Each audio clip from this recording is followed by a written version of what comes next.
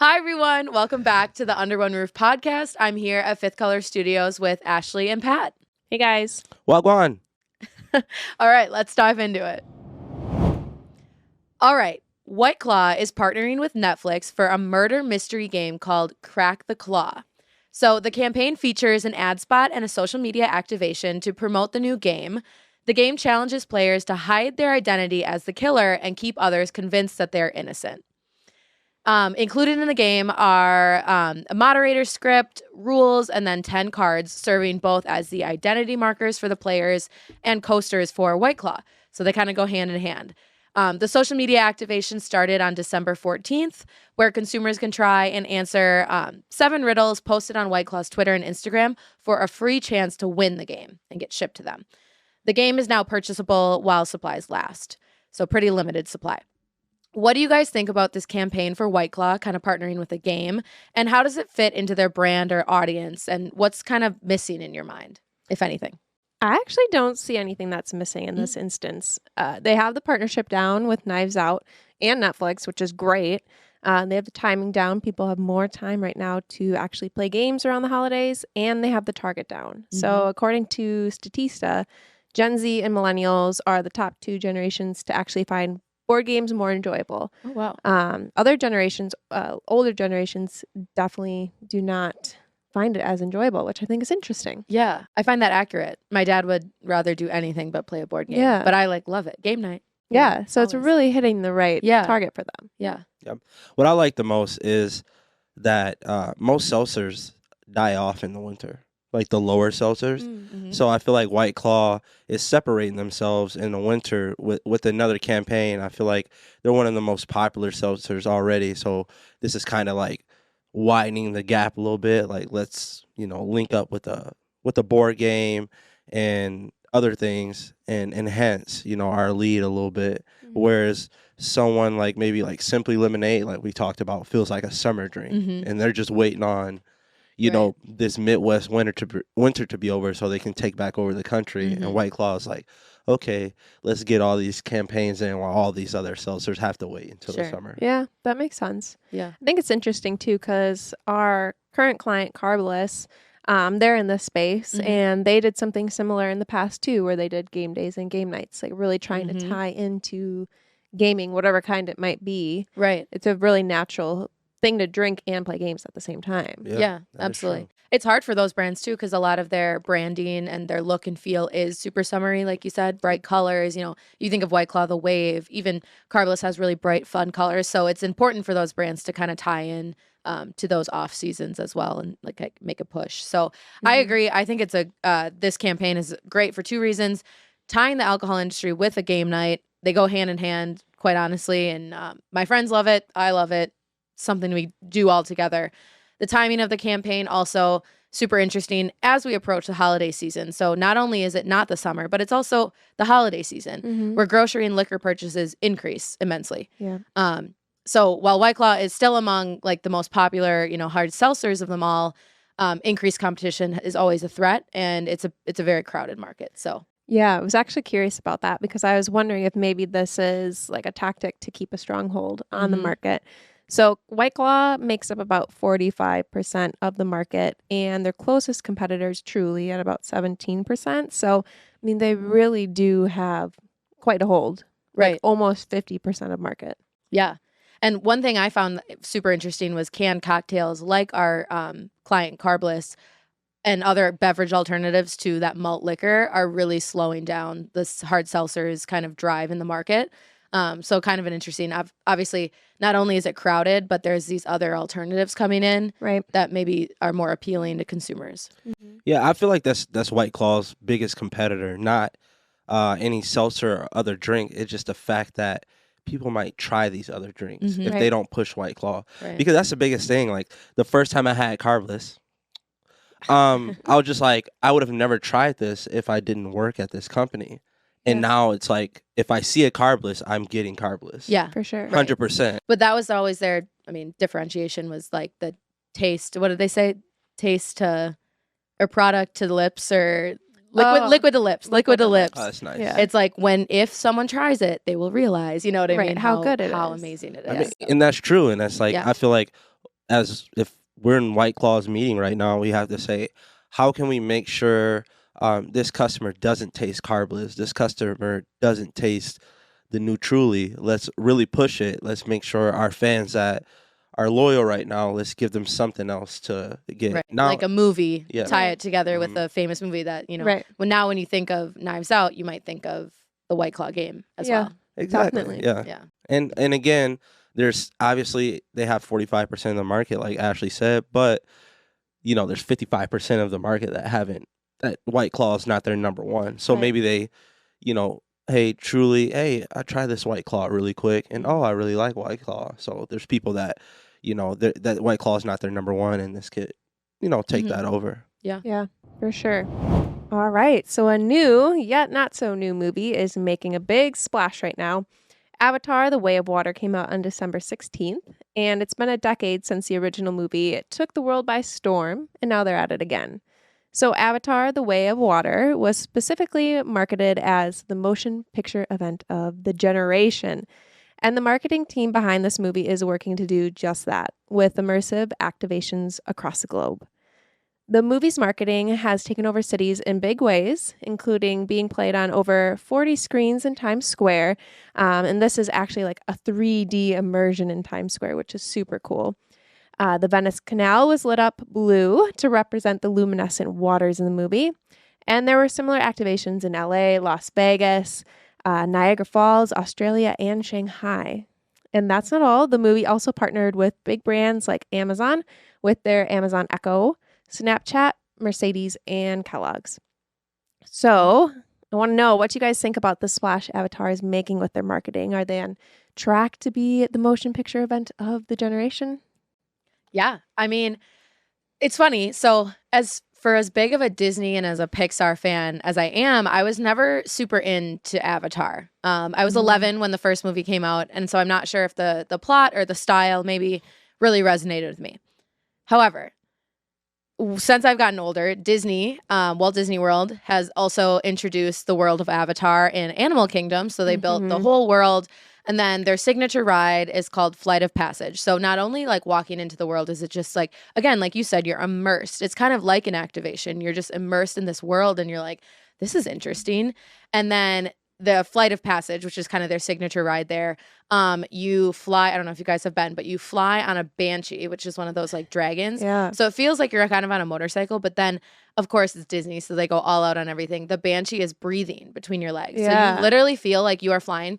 And it's the screens above you go down and the wind's coming at your face. Like, it is the most real experience. I've never felt like I was flying before. And that was just like, I literally cried. I was so amazed. It was just beautiful. And like, I was like, oh, immediately I need to watch this movie. So I did watch it once I was older, obviously. And so now it's coming back and I'm just so excited, but I'm sad I'm not in Disney right now.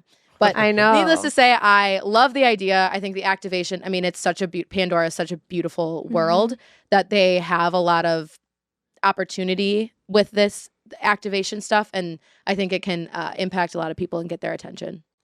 Yeah. And that just came from a Disney adult, Yeah, everybody. absolutely. Yeah. Hate to say it. The one thing that stuck out to me was the fact that I actually forgot what happened in the Avatar movie, the original one. Yeah, I don't remember at all. I don't think anybody does. I think it was so long ago. But what you do remember is that it was really, really good. That's what you do. So not only do they have a new movie coming out, which I think they just like crossed $1 billion this past weekend. Not only do they have a new movie coming out, but I promise you at least 90 to 95% of people have to go back and watch the original. And obviously, I'm sure they have the royalties for that. Yeah. So I'm not sure the number on that, but I guarantee you almost everybody going to see this movie has to go back and like go get those little details that way that they're informed about, when they walk into the theater, that they feel good, that they know what's going on right away. Yeah. Absolutely. And the original movie already won 3 Academy Awards and grossed $2.8 billion. Yeah. So it already stands alone as a success for Disney and Pixar. Yeah. But that's awesome. yeah. I think one of the biggest marketing wins in this, in their big push, is they're actually doing a separate kind of side campaign called Keep Our Oceans Amazing. And this is launched with Disney, Avatar, along with, everything with the movie. And it supports the Nature Conservancy, which is working to protect over 10 of our oceans, animals, and their habitats, which I think is really awesome. So in this partnership, individuals can really take part in different experiences and products. And one of those is they can actually make their own like Pandoran creature. And for every creature created, Disney's is going to give $5 to the TNC up to 1 million. So, Wow. Yeah. That's amazing. Yeah, that's crazy. Nike used to have this campaign where I think they were doing it with like Kaepernick, and just like the slogan was like, be on the right side of history. And that kind of reminds me of like the first Avatar movie, where basically the movie kind of like is based about like these people being greedy and going into the Avatar's world and trying to take resources out of the Avatar's world, and it's affecting them. And it's kind of like, that was one of like the first, like, I mean, all Disney movies have a good feel, but that was kind of one of like the first, like that feel of like, oh, this movie is like a little bit deeper than just the like surface. really powerful. Just powerful. And they were on the right side of history. Now look at us today. We're all about sustainability. We're all about, saving the earth and doing these things. So now that this next movie is coming out, it's just like such a good feel. And I feel like even more just around the world, it's just crazy. Yeah. That's what's so interesting. So there's a 13-year gap between the two movies. Wow. So that's a lot of time, it was kind of iconic. They let it stand alone for 13 years and now they're coming back out with it. Yeah. Kind of a new style. So one thing that I looked into is kind of, how does that affect the fan base? You're going to have the older people who were really into the movie when it first came out, the first one, and then now you're going to have maybe a new, it's kind of like mixing the two together. Super interesting. And that's why I love all these side campaigns and all these other activations, because I think it's getting people involved who otherwise would not have invested time into watching this movie. So I kind of made a note. My favorite kind of side campaign is their NYX makeup partnership. Yeah. Yeah. And they're doing activations in Ulta and on social media. And makeup is huge on TikTok. I can see the challenge blowing up, especially among that 15 to 25-year-old, audience, men and women, which maybe in my mind wouldn't have otherwise invested time into watching this movie. Right. So they're, attracting a whole new audience by this. Yeah. That's super cool. Yeah. Yeah, definitely. Like as far as our audience in that 13-year gap, I think that's nice for their, like, when they go back and look at the analytics of the old movie for their marketing scheme of the new movie, they can find out, wow, our movie's really popular in Australia. They can see maybe in 2015 or 2016, because when movies come out in America, sometimes they're only popular in America. But like when those iconic movies come out, they're popular in America, and then they get to some of the other countries a little bit later. So that 13-year gap, they're able to see, oh, we should market here, we should market here. These people have seen it. You get all these people that have seen your movie, the first one, over the first 13 years. Right. And now you can market the next one to them without having to guess where you're spending your marketing dollars. Like, I know this country, this area right here has seen this movie, so now I'm giving them this. Yeah. So I think that's great. At the same time, though, it's almost like they're marketing a brand new movie, because if you think about 13 years ago, how different tactics were, like how much your marketing methods have evolved over that amount of time. I mean, it's a whole different ballgame for their marketing team. So they're really stepping up to the plate and doing some pretty cool stuff. Right. Oh, absolutely. And I love, obviously, I mean, it's Disney. It is an international company, international brand. And they're going to do it right wherever they do it. Yeah. They're not going to, do a small little thing. They're going to make it right. So I love that. I have trust in them. And I wish I could run into one of these activations, because I'd love to see it in person. Activation in Wisconsin? Yeah, I know. I'm like, Great Lakes? Yeah. Maybe they could turn Lake Michigan blue or so. I don't know, like some crazy That'd color. Be nice. Yeah. That'd be nice. Instead of the color it is now. Yeah. Well, yeah. White, because it's snow covered. Yeah. Okay. McDonald's is launching a new burger called the Carolina BBQ Quarter Pounder. It's a lot to say. That is a lot. It was a mouthful. Yeah. The the burger will be launched January 3rd here, 2023. So here in a couple days. They're first testing it in Canada, right? So when I first heard that, first I was disappointed. Yeah. Very, very disappointed that I couldn't drive to my local McDonald's here in Sheboygan Falls and grab a Carolina BBQ burger. But that also got me to thinking, is this an effective way to like test out the market for a product like this, for any product, especially food? What advantage does that give a company? Right. Yeah, so I had to do some research just in terms of McDonald's testing in general and what they've done in the past. So in September of 2019, McDonald's tested a plant-based burger also in Ontario, Canada. According to McDonald's, it's their best way to monitor consumer interest and determine what customers look for when they eat out if they focus on kind of one little region. So testing in one region allows them to gather feedback from customers, workers, and franchisees all together. So they get all these different opinions of people involved in the process. So, however, they discontinued this test in Canada without plans to continue, which led to a 10% decrease in stock price. So I'm not really sure what went wrong. Maybe it was a fail, but they tested it and they just discontinued it all of a sudden.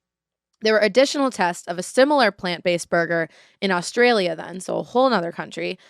But the COVID-19 pandemic, of course, did push the product launches back as restaurants worked to kind of streamline their menu options and make it easier for workers and consumers. So, but one thing I was thinking about in terms of this plant-based, test, other companies are doing that. And I would just think McDonald's would be on the forefront of, Right. of products and launches and stuff like that. So Burger King has this Beyond Burger option, and they have for a couple of years now. And I can't help but wonder, like, is McDonald's behind the ball because of this style of testing? I don't know what your guys' thoughts on that. Yeah, I was curious about that too, because you would think they would have that right off the bat, and I was curious why they stopped their testing. So I looked into a little bit more about the market share, how much they have compared to Burger King. So McDonald's holds about 21.4%. Burger King has about 1.2%. Wow. And when you think of the two of them together, it's like, okay, yeah, they kind of go hand in hand, but McDonald's really has Really a much rules it. stronger hold. Yeah. So you have to think about like what actually goes into that product launch. How much of their resources would they actually have to invest in that? And was it like, would the pros of it actually being a leader or gaining some leadership from that, would it outweigh what the cons might be, which could be investment? And maybe in their case, they just didn't see it as like a viable option for them or something they needed to do in order to maintain leadership because they have so much ready. Right. The one thing I know, like that we talked about McDonald's before, is their small menu. So it's really rare that something comes to new on the menu. You're just like, you rarely see it, and then if you see something, it doesn't stay. So for them to go that route, I feel like that's not something you can put on the menu and snatch off. So you got to be very, very careful with that. But on the other hand, I do think, as we move forward, like we talked about, the world is starting to try to eat healthier. I think as a whole, them not having this product on their menu could definitely affect them in the future. Right. Yeah. So I have another question for you. Why do you think America is never the test market? Do you think it's because of our social media? Do you think it's because I feel like as me reading this article, right? I would have never known about this burger if I wouldn't have read this article. Right? I don't have many Canadians on my timeline, but I feel like as Americans, we're on everybody's timeline. Like it's our news is more, I'd say, popular around the world. So if Britney Spears had a Carolina burger, then Canada would know more about it. Do you think they put it in these other countries so we don't know about the product until they're ready to put it out? Because just like you said, they discontinued a product and not many heard of it. Yeah. I mean, I don't have data surrounded it, so I this is just speculation. I feel like we're like just so not even, I don't know a better word to say, but like controversial. Like I would like it and you wouldn't. Right. And it would be like this whole thing. Whereas I don't know if maybe in Canada they have like more of a decisive answer, quicker. Like my question was like speed to market. Like in this situation, you would think speed to market or in terms of this testing needs to be relatively quick. Right. If word's getting out that this is being tested, and I think we're greedy here. We're like, well, we want it. It's a Carolina burger. We want it here. Right. So are you gonna come? Is it gonna come here or not? You know, I don't know. I feel like maybe Canadians are just quicker with their decisions, and we would go back and forth on it. But that's speculation. I don't have data. Yeah, I do think it's really interesting. Like, it's a Carolina burger. Why Yeah. wouldn't you test it in the U.S.? It That's- really doesn't yeah. make Or sense. at least a Carolina. I know the people in the Yeah. Carolinas are like, come on, where's our Right. burger? Like tested in Raleigh or something. You know, like, I don't know. People in South Carolina are like, come on. Yeah. I'm on Myrtle Beach waiting for my Carolina. beef burger. But that could be like maybe they're testing in a different market, what completely different country, because there isn't that like connection to it. That's what I'm automatically. wondering. Is like at the end of the day, it is like not to say their products aren't so great, but it's McDonald's. It's like a Carolina burger to a person from one of the Carolinas. Like I don't know how impressive it would be to them. Right. The only so obviously this is speculation too, but my big theory on it is that our country is just like you said, you might like it and I might not. Mhm. You know, our country is so different. You know, just like I mean, you can go through our office like right now, the 40 people we have back there, and there's just like so many different backgrounds. I feel like some of these other countries, like if you go to a certain part of Canada, everybody's kind of, it's not as, America's the most diverse place, like in the, probably in the world. Yeah. So like, that's my other theory of why they don't test products here. It's just like, you be all over the place. Yeah. You think that would be Maybe they beneficial should. though? Yeah, exactly. Everyone's, I don't know. They must have a reason. And it's very often it's Ontario too. So Really? I don't know if they just have figured out like testing there, or maybe they have like, maybe they just have a lot of locations. Cause like I said, in my stuff, they like testing in one region because it helps them with customers, workers, and franchisees, like all in one spot Mhm. rather than getting, I mean, it makes sense. You have to focus on one location rather than all over because you'll get different opinions Right. like Yep. in different regions. But Yeah. So if you want the new McDonald's product, move to Ontario. You'll get everything first. yeah. Well, and I think they might be done testing. So maybe they're analyzing. So maybe you might not see the Carolina burger. We're sorry. Let's apologize to our Carolinians. Yeah. We apologize for giving you guys hope. We'll see. We'll see if it makes it through. Yeah. All right. Well, thank you guys so much for listening, and we'll see you next week. See ya. Goodbye. Toodles. I wish I knew another bye word. Adios. Yeah, there you go. Au revoir. What's that? Au revoir. Is that French? Yeah. Au revoir.